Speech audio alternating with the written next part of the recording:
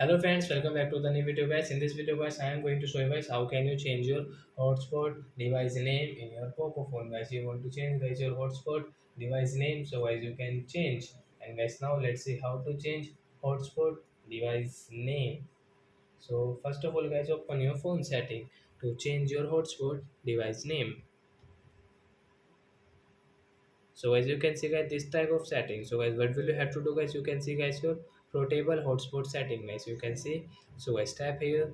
Guys, click on setup portable hotspot and guys click on your hotspot device name and guys we will cut this name and I will change into my name.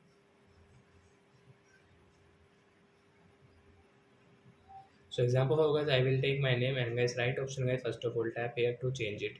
So guys now you can see guys your hotspot device name has changed into your name.